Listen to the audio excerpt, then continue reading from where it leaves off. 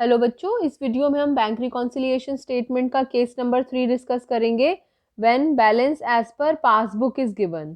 उससे पहले हमने कौन कौन से केसेस डिस्कस किए हैं जरा देखते हैं।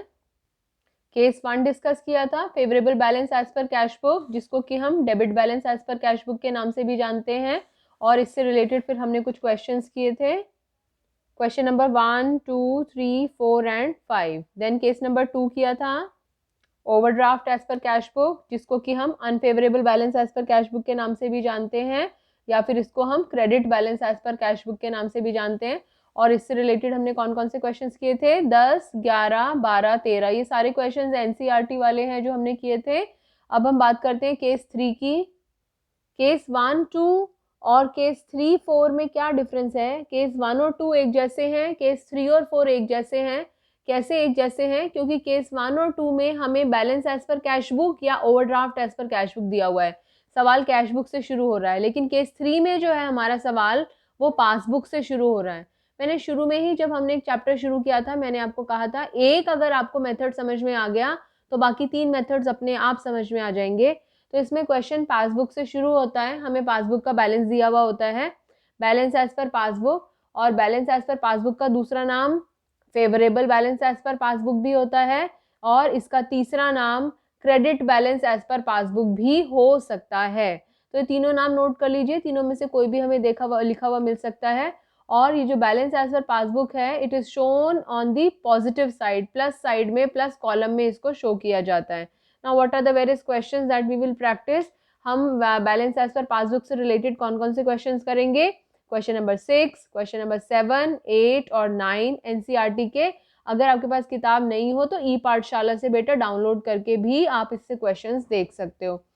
Balance as per cash book को किस नाम से जानते हैं, debit balance as per cash book. और बैलेंस एज पर पासबुक को किस नाम से जानते हैं, credit balance as per passbook के नाम से। ठीक है, ये छोटी सी चीज है जो आपको याद रखनी है। क्वेश्चन देखते हैं। Now take out question number 6। पहले वीडियो को पॉज करके क्वेश्चन नंबर 6 निकाल लो। आई होप आपने क्वेश्चन नंबर 6 निकाल लिया। अब इस क्वेश्चन को करने के लिए कुछ रूल्स हैं जो हमें समझने की जरूरत है। जब क्वेश्चन कैश बुक से शुरू होता है तब हमने जो रूल्स पढ़े थे उसको देखेंगे, और फिर हम देखेंगे कि पासबुक से शुरू होता है तो उन रूल्स में क्या चेंज आ जाता है। एक बात तो ये कि चाहे क्वेश्चन कैश बुक का हो चाहे पासबुक का हो, अगर बैलेंस है, चाहे वो balance as per cash book है चाहे बैलेंस एज पर पासबुक है, लेकिन अगर वो बैलेंस है, फेवरेबल बैलेंस है, तो आंसर प्लस में आएगा। मतलब जो शुरुआती अमाउंट है वो प्लस में लिखा जाएगा। अगर ओवरड्राफ्ट है या अनफेवरेबल बैलेंस लिखा हुआ है तो आप क्वेश्चन की शुरुआत माइनस से शुरू करेंगे। बाकी सारे रूल्स जो कैश बुक में दे रखे हैं पासबुक में उससे रिवर्स रूल्स हैं, उससे उल्टे रूल्स हैं या उसके विपरीत रूल्स हैं। तो उल्टे या विपरीत रूल्स का पता लगाने के लिए पहले दोबारा से रिकॉल करते हैं कैश बुक के रूल्स क्या सीखे थे हमने। एक पेज बनवाया था, मैंने आपको बोला था कि इस पेज को खाली स्थान छोड़ के रखना और ऐसे लिख के रखना, इशूड है तो कैश बुक में check issued but not presented for payment, issued है तो प्लस, डिपॉजिटेड है तो minus, direct deposit by customer, अगर कोई कस्टमर सीधा हमारे बैंक अकाउंट में प्लस कर देता है तो plus, direct payment by bank, अगर बैंक हमारे बदले में डायरेक्टली पेमेंट कर देता है तो माइनस, बैंक चार्जेस, अगर बैंक हमसे कोई चार्जेस ले लेता है तो minus, interest debited, interest debited का मतलब होता है बैंक हमारे खाते में से इंटरेस्ट ले रहा है, चार्ज कर रहा है, माइनस, इंटरेस्ट क्रेडिटेड, अगर बैंक हमसे हमें इंटरेस्ट देता है, हमारे खाते में इंटरेस्ट को जोड़ता है, सो इंटरेस्ट क्रेडिटेड। बिल डिस्काउंटेड, अगर बैंक से हमने बिल डिस्काउंट करा है तो जो डिस्काउंट चार्जेस हैं वो माइनस, और अगर चेक डिसऑनर हो जाए तो वो भी माइनस। आई होप ये आपको याद है।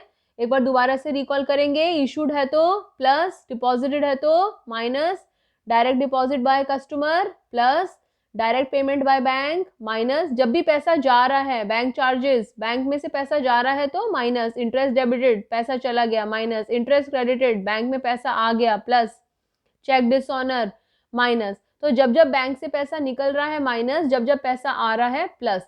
अब देखते हैं पासबुक में क्या होता है। हमने कहा, मैंने आपको बोला एक अगर आपको याद हो गया तो 2 केस हो गए, तो अगले वाले 2 केस अपने आप हो जाएंगे। यहां पर इशूड प्लस है तो पासबुक में issued minus, deposited plus, direct deposit by customer minus, direct payment by bank plus, bank charges plus, interest debited plus interest credited minus bill discounted plus cheque dishonoured plus. अब इसका logic हमें एक बार के लिए समझना है कि आखिर हमने ऐसा किया तो बेटा क्यों किया है। हमने डिस्कस किया था कि दो तरह की बुक्स होती हैं, एक कैश बुक होती है और एक पासबुक होती है। यहाँ पर हम कैश बुक के बैंक कॉलम की बात करते हैं। कैश बुक जो है वो व्यापारी बनाता है। अगर हम अपनी बात करें, अगर हम व्यापारी हैं तो कैश बुक हम बनाते हैं और पासबुक में जो भी एंट्रीज हैं वो बैंक हमारी तरफ हमारे लिए लिख कर देता है। अब क्वेश्चन जहाँ से भी शुरू हो रहा हो, हमें उसी में फेरबदल करने की पॉसिबिलिटीज होती हैं। अगर हमारा सवाल पासबुक से शुरू हो रहा है तो अगर कैश बुक ने प्लस कर लिया है तो हम भी प्लस कर लेंगे, कैश बुक ने माइनस कर दिया है तो हम भी माइनस कर देंगे, कैश बुक ने प्लस नहीं किया है तो हम भी प्लस नहीं करेंगे, अगर कैश बुक ने माइनस नहीं किया है तो हम भी माइनस नहीं करेंगे। अब इन चीज़ों को कैसे समझा जाए। सबसे पहली statement, check issued but not presented for payment. जैसे ही हमने चेक इशू किया, हमने कहा अपने कैशियर को, लो भाई कैश बुक में से 1000 रुपये माइनस कर दो। चेक इशू करने का मतलब होता है किसी को हमने चेक दे दिया पेमेंट के लिए। अब वो आदमी जब उस बैंक में पैसा लेने के लिए जाएगा, हमारे खाते में वो पैसा तभी माइनस होगा। तो यानी कि अभी तक वो बैंक में लेकर नहीं आया वो आदमी उस चेक को, लेकिन हमने कैश बुक में से माइनस कर दिया है। सवाल हमारा कहाँ से शुरू हो रहा है, पासबुक से। अब क्या कहते हैं, जो कैश बुक करेगी वो ही हमें करना है, क्योंकि कैश बुक ने माइनस करा है इसलिए हम भी इसको क्या कर देंगे, माइनस। दूसरी चीज, check deposited but not credited.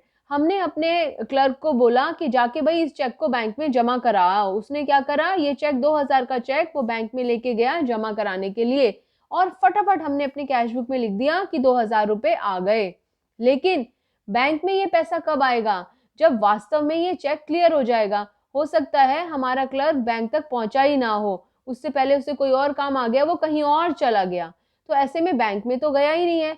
लेकिन हमने क्या सीखा है, जो भी दूसरी बुक है वो जो काम कर रही है हमें वो करना है, क्योंकि कैश बुक ने प्लस किया है इसलिए हम भी क्या कर लेंगे, इसको प्लस कर लेंगे।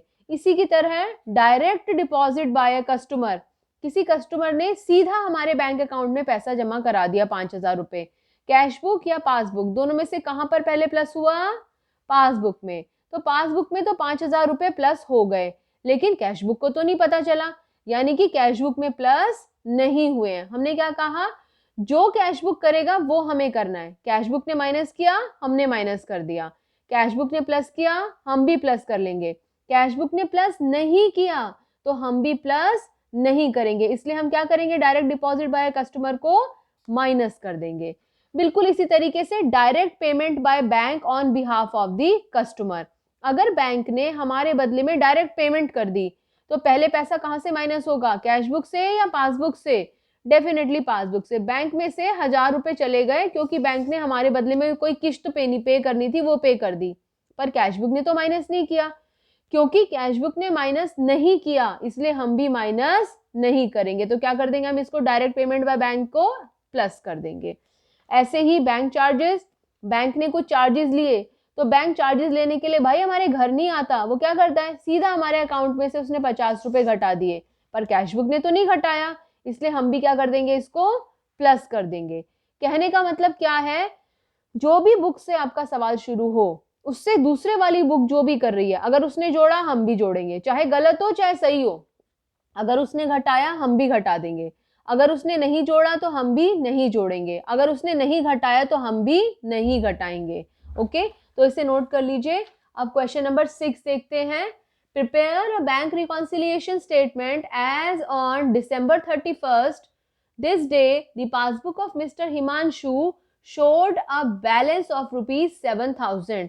Passbook showed a balance of rupees 7000. क्या दे रखा है उसने हमें, बैलेंस एज पर पासबुक। सबसे पहले एक फॉर्मेट बनाते हैं, बिल्कुल वैसा ही फॉर्मेट जैसा हमने कैश बुक वाले केसेस में किया था। ऊपर हेडिंग डालेंगे bank reconciliation statement of Himanshu as on 31 December 2017, sign, particulars, plus और माइनस। एक एक करके इन आइटम्स को डिस्कस करेंगे। वीडियो को पॉज करके पहले फॉर्मेट बना लीजिए।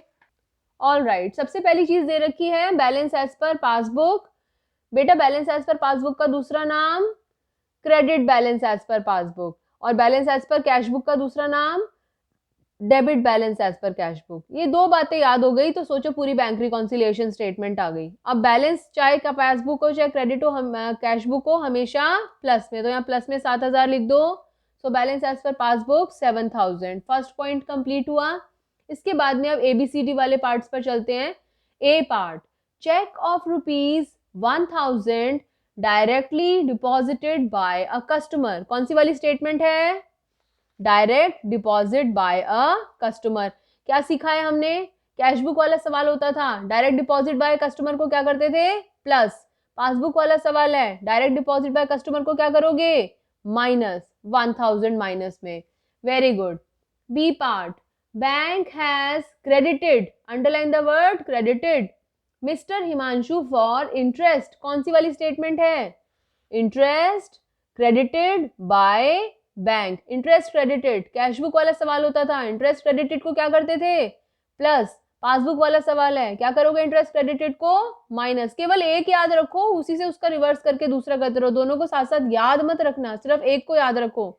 सो interest credited by bank minus. Video को पॉज करके यहाँ तक कंप्लीट कर लो। सी पार्ट, चेक फॉर ₹3,000, बहुत इंपॉर्टेंट है ये वाला point. Cheque for ₹3,000 issued during the month of December. दिसंबर में 3,000 रुपए के चेक इशू करे थे, बट ऑफ दीज का मतलब है इनमें से, आउट ऑफ दीज, इन 3,000 रुपए के चेक्स में से cheque for ₹1,000 were not presented, underline the word not presented, were not presented during the month of December. कौन सी वाली स्टेटमेंट लग रही है ये आपको? Cheque issued but not presented for payment. बेटा इशू कितने करे हैं हमने? 3,000 के चेक। इन 3,000 में से नॉट प्रेजेंटेड कितने हैं? 1,000। ओके, बाकी 2,000 तो प्रेजेंट होगा 31 दिसंबर तक, लेकिन 1,000 रुपए के चेक हैं which have not been presented for payment. So write down cheque issued but not presented for payment. Issued हमेशा प्लस, हमने यही याद किया था। अगर कैशबुक का सवाल है तो इशूड हमेशा प्लस, पासबुक का सवाल है तो इशू को माइनस कर देंगे। ओके, यहाँ पर हमने लिख दिया, ये आइटम्स हो गई हमारी सारी। इधर का टोटल करा 7,000, इसी 7,000 को हमने लिखा यहाँ पर, इसमें से इन दोनों को माइनस करा। जो हमारा अमाउंट आया उस अमाउंट को हम किस नाम से जानते हैं? Balance as per cash book. सवाल पासबुक से शुरू होता है तो सवाल कैश बुक पे खत्म होता है। एनसीईआरटी से आंसर मैच नहीं करेगा, so that answer is not given correctly in NCERT. So question number 6 is complete. अगली वीडियो के लिए क्वेश्चन नंबर 7 निकाल के रखो, उसको रीड करके और फॉर्मेट बना के रखो। अभी डिस्कस करते हैं